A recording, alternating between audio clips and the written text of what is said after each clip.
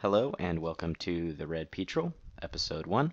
Today we'll be discussing the Vagina Monologues. The Vagina Monologues is an episodic play written by Eve Ensler.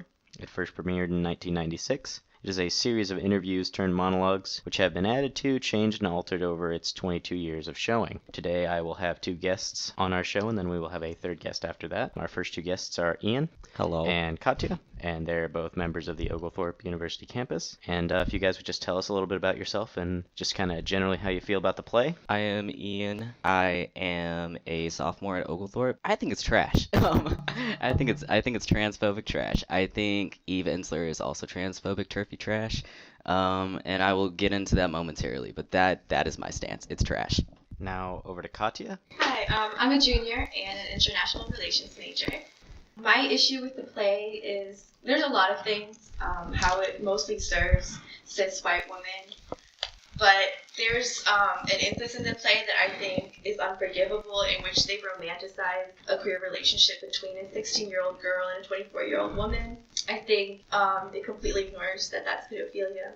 That is one of my biggest issues with the play. Okay, getting to it. I have seen the play. I think everybody here has seen the play at least once. Katja is shaking her head off camera, so she has not seen the play, but she knows the play. She has read the play, so that's important. So today we're going to talk about a couple of different topics. We're going to start out with the big spoiler that we already got, a portion of the play called The Little Coochie Snorcher That Could, and it chronicles a story of a young girl coming of age story-ish. It's written as a diary with several entries throughout her life. It starts out when she's very young. She gets molested by one of her father's friends, which is very traumatic, and it eventually moves into this older segment of her life, and they sort of discuss, she ends up in this relationship with this older woman, and it's great. It's sort of like this sexual awakening for her. The audience knows that she's 16 years old and that the other person is 24 years old, so there's a little bit of some problems there, but what we're really going to get into is that the original age in the play was 13, and it used to include a line, if it was rape, it was good rape. So they eventually removed that and they changed the age, but I think that we can all kind of agree that there's some inherent problems with just even having this in the play at all. So, but I think it's worth talking about. Well, I think Kat has some really good points that we've discussed in the past, especially how that's a common source of trauma for a lot of young queer kids, you know, meeting older like queer people and then not really having access to a queer community, so you kind of like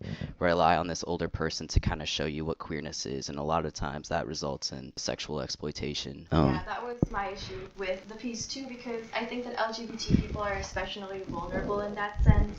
They don't have the same access to resources because sometimes their parents aren't supportive, so they can't really go to their parents for it. It's really hard for them, and so I think that the romanticization and the normalization of that queer relationship is really damaging to LGBT youth. Especially because I saw this for the first time as an Oglethorpe production, and I was shocked when I was witnessing this because the way that it was performed, it sounded like a positive thing. That was very shocking. Oh yeah, it's definitely for those of you who've never seen the play or seen our production of the play, basically it concludes very positively about the whole experience. The character is portrayed as being very, very positive on the experience. The audience is sort of given the sense from the play that this is a good thing. This is kind of like almost how it should be done. And that's very problematic for, a multitude of reasons, be it the age difference, be it just the portrayal in general. It's just probably one of the most, if not, there are several problematic portions of this play, and it's really up there on the weirdness and problematicness scale. I feel like it's one of those things that I really question anybody debating that. There's no way to justify molestation. There's no way to justify that you are portraying, unequal power dynamics within a relationship in a positive light. Especially because that's such a common source of trauma for so many queer people, but to have that right next to other cis women expressing their experiences with trauma, it just kind of, Kat, you can say that so much better than I can because you brought that up to me earlier. It's very different. Queer people don't get the same kind of survivor support that cis women do, because when a rape is same sex, first of all, people will react to it like, oh, did that really happen? It's kind of a stronger reaction because there's not as much validity in a queer relationship. Not saying that it's like a relationship at all. Like, that's not what I'm saying. But I think that like that kind of shies people away from giving them support. I think that there's a certain tone within the play that sort of gives off this, well, it's two girls, so it's all good. And it's very much a, no, it's still totally pedophilia, and it's very much not okay. But the play sort of wants to put you in this dynamic where it tries to say, but it's okay this time, or it's okay for you to go through this. And it's like, it's really not. Part of it really boils down to, it's something that's romanticized by someone who's hetero and cis. They're not really looking at this as a real relationship that real people have. They're looking at it as sort of like this almost exotic external, and they romanticize it rather than treating it as an equal relationship that should be held to the same standards that we would hold a regular relationship to. And again, it's not a relationship. We're just kind of using that term here. It's obviously very much an instance where a young girl was molested and raped, but, you know, the author certainly would like to purport that it is a relationship. And also, this was a piece that intended to represent queer people, specifically lesbians in this instance. But I feel like because of that positive feel of that piece, it kind of like invalidated queer trauma, especially like when it was put right next to like traumatic rape from like a cis feminine perspective, if that makes sense. Well, you know, those pieces, like obviously like you got the idea that like what happened to this cis woman, you know, was terrible and caused like a lot of, you know, pain. And you don't really get that feeling from this piece, you know, like we've been talking about. That goes to like, yes, like you're giving queer people this representation, but you're not really helping queer people. You're harming queer people. Yeah. By romanticizing this. You're harming queer youth. Especially queer youth. The dangers of age gaps or unequal power dynamics. When you're a teenager, you don't get that. So we're moving kind of into the queer community. I think we can, you know, resoundingly say we all condemn at least this portion of the play. I'm sure that my guest speakers condemn several other portions of the play. But we're going to move on to the second topic, which I know significantly less about, which is the more genital-centric representation of trans people within the play. So I'm going to go ahead and let Ian start off with that. So, the only piece in the Vagina Monologues that represents trans people is called They Beat the Girl Out of My Boy, or So They Tried. Honestly, experiencing this production as a trans person felt very weird the whole time. But this one was very... How do I say it? I'm just gonna pull up this one line, and it starts out by saying it's explaining how the narrator of this monologue felt post bottom surgery, and it says it's like when you're trying to sleep and there's a loud car alarm. When I got my vagina, it was like someone finally turned it off. I live now in the female zone, but you know how people feel about immigrants. And I have a lot of issues with this. This is basically saying that like once you have a vagina, you quote unquote now live in the female zone, which I think kind of goes back to this very white cis feminist idea that pre-hormones and pre-surgery trans women experience male privilege, when really that experience is very traumatic for a trans woman and is a large reason why they experience crazy rates of violence, murder, suicide, assault, etc. It equates medically transitioning to quote unquote immigrating, which also like kind of backs up that idea that like you're not a woman before, but you get surgery and now you're a woman. Like your vagina is what, you know, makes your womanhood.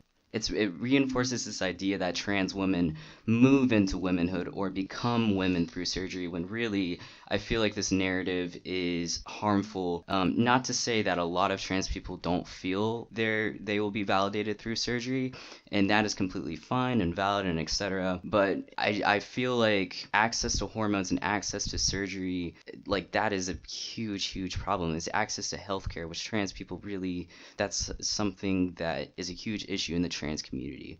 And so consequently, not a whole lot of trans feminine people have access to hormones and surgery, especially because they experience so much job discrimination. I have a friend who comes to mind. This friend has been attacked in public getting their medication at Emory Village at their job. Whenever they wear lipstick or skirts or whatever, their manager tells them that they're violating a dress code of some sort. They don't bring this up to any other feminine person in that workplace, but whenever my friend wears lipstick or wears a skirt, it's suddenly a problem. I'm reluctant to speak for trans women and trans femmes, but most people I know struggle with their rent because of job discrimination, and so I feel like this like cis feminine perspective can't really accurately portray that experience that is so common. Comparing transitioning medically to immigrating is also just very. You can't compare those two experiences. I think that, it's a very broad comparison. And I just want to add that I felt like that section was kind of made for cis people to be comfortable. It was like, yes, this is a piece about a trans woman, but let's make it the most comfortable way for cis women to accept it. Exactly. I feel like this piece is really, it says more about how cis people view cis women than it does about how trans women experience their womanhood. What's especially important about that whole section is that it's really centric on what happens afterwards. It doesn't want to focus enough on, if I was trans and I was watching that, right, maybe I have finished transition, and then if I go, well, my orgasms don't necessarily feel better now, I'd feel completely left out, like something was wrong with me. Because it's equating this idea, this fabricated construct of gender, with how you might physically feel, and that's just not how it is. Absolutely. And it was also kind of shocking to hear that part, because one of my biggest fears about getting bottom surgery, and me personally, I don't have an interest in that, but one of my fears surrounding that is complications post-surgery. And I think that's a fear for a lot of trans men. I think to talk about Eve Ensler's response to criticisms against the Vagina Monologues, because a lot of what we're saying, we're not saying it for the first time, which is why other universities have either altered the Vagina Monologues, omitted lines or entire monologues, or have completely done away with the Vagina Monologues and have done other kind of artistic forms of expression to kind of fill that void. I actually found a really good article on theguardian.com a while ago, and I commented, and I've got that pulled up right now. So in response to the Vagina Monologues being transphobic or trans exclusive, Eve Ensler said, "I think it's important to know that I never intended to write a play about what it means to be a woman. That was not what the Vagina Monologues ever intended to be. It was a play about what it means to have a vagina. It never said, for example, the definition of a woman is someone who has a vagina, and I think that's a really important distinction. However, Kat, could you pull up that one little blip? There's this one part in a monologue that explicitly equates womanhood with having a vagina. In fact, there are multiple parts, but I think this part is probably where it says so explicitly. It was under The Woman Who Loved to Make Vaginas Happy. That was the title of the monologue. It says, "I love vaginas. I love women. I do not see them as separate things." And while I realize that monologue is just from the perspective of the intended narrator, I think it's also important to know that like when Eve Ensler was writing this, she was interviewing women, but no, it wasn't like a collaboration really. It was just her putting together these different narratives and like deciding like what she was trying to say with like certain narratives. This is one of my main criticisms. She was speaking for a whole variety of experiences and perspectives that she never, as a white woman, as a white cis woman, she can't really know about. So after Eve Ensler explained that the Vagina Monologues was about having a vagina and not womanhood, she went on to say that I think we have to create a space for the over 3 billion women who have vaginas to talk about our vaginas, the oppressions and suffering and secrets and pleasures that they have, without it being seen as dominance and transphobia. Obviously, the Vagina Monologues was created for cis women. It was created by cis women for cis women, and that's fine, but my criticism is that having a monologue, one of the only monologues that represents trans people, number one, I feel like it does not really do that very well, and I feel like this inclusivity is more damaging for the trans community than helpful.